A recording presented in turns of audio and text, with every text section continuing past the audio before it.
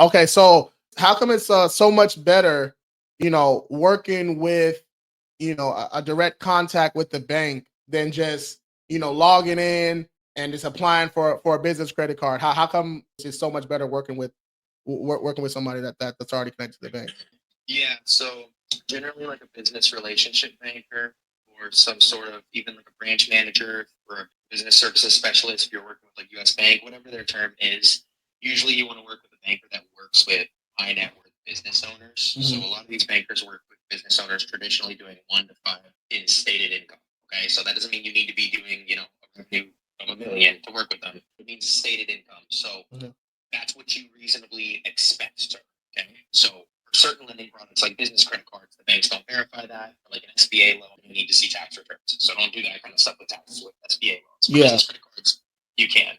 But the nice thing about working with these kinds of bankers of this caliber is they work directly with underwriting. So they can kind of communicate your business to underwriting and why Hmm. you need the money, which overall just it helps you get a good pitch it as to why you should need the money. Versus if you are applying online, Hmm. even in some cases, if you just go into a bank branch and just talk to a banker and they're sitting behind a computer applying online for you, it goes to what's called algorithmic underwriting. Okay. So, US Bank, for example, a few years ago, they spent $2.4 million on this software that Hmm. does all of their credit card application underwriting online. Okay. Right? So they spend good money on this. It looks at your credit report, it looks up your business on Secretary of State, all that, and makes sure that you're basically compliant and that you are qualified for this. And then it spits out in a Hmm. based on those metrics. And the only thing is, like, that's fine, Hmm. but typically the approvals tend to be lower. Like, US Yeah. Bank gives a lot of 3K limits. Chase will give a lot of like 10 to 20K limits. Hmm. Versus if you apply through a bank, or I mean, sometimes I'm getting people like anywhere from 20 to 75 Hmm. at US Bank, 0% 12 to 18 months. Or at Chase, you can actually request a limit. Whereas if you apply online, you can't request a limit.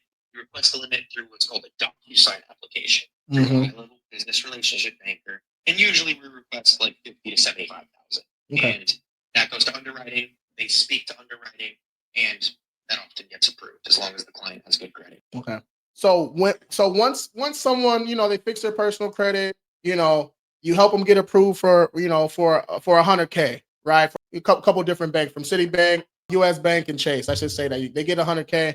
How do you think these business owners should be setting up their repayments? Should they be, should they liquidate a little bit and then just put it on auto pay just to be able to, like, you know what I mean? Because I see like a lot of business owners, they'll get, 150 or something like that, and then they think they're using it for marketing, or they're trying to do certain different stuff, but then next thing you know, the 12 months is over, the 18 months is over, and they haven't paid any of this stuff back. So like, what are some good tips that you think business owners can use just to repay some of this stuff back?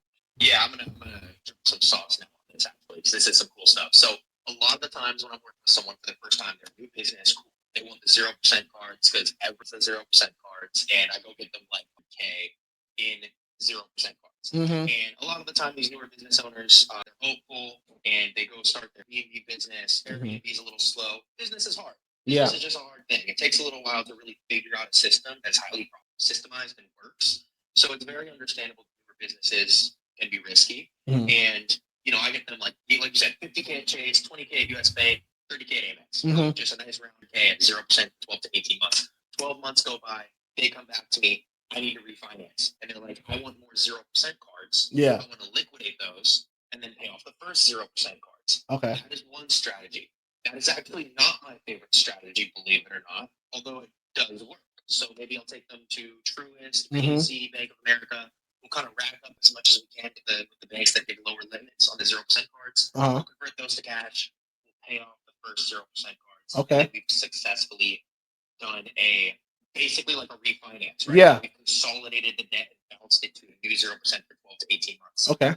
That is one strategy that most funding companies will do that works really well. I've actually been helping people with a lot of personal loans lately, which Okay. is not business funding. But the reason I like the personal loan so much is because if you go to the right lenders, you can get these loans at like 7 to 10% APR spread out over a 5-year term. Yeah. So it solves the problem of needing to bounce the debt around every single year. Uh-huh. And then here's what we do is let's say we get someone a 50K Chase card. I can then get them a 50K personal loan at 8%. Uh-huh. You use the cash from the loan to pay off the Chase card.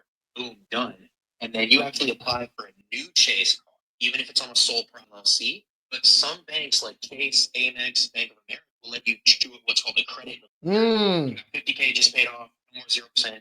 We get you a new 5K Chase card. So it's a little. It might not lend you a full 50K again. You call them on the back of the card, hey, I'd like to transfer $45,000 from one LLC to another LLC. Brand new 50K Chase card at 0% interest that you can use for your business. And that's all paid off. You put it on a personal loan that's now amortized over a 5-year, much lower interest rate that would be. So scale, transfer the debt to things that make sense. And not everyone wants the personal loans.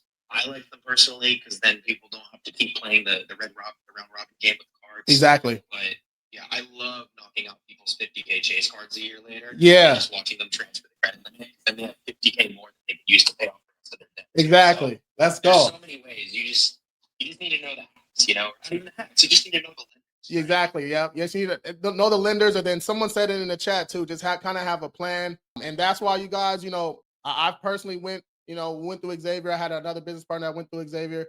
He literally, during that first call, he gets to know you a little bit. He breaks down the stuff, and then he creates an actual, personalized plan for you, right? A plan that works for me. It's not going to be the same for a brand new business owner, right? We've been in business for a lot of years. We got tax returns. Our stuff is going to be completely different from a brand new business owner, right? So that's why it's important to make sure that you're vetting out, asking questions when you're working with these, these funding companies and stuff like that. But anybody on here, y'all know y'all need to come on over to us. We get you right. Y'all should know that already. All right.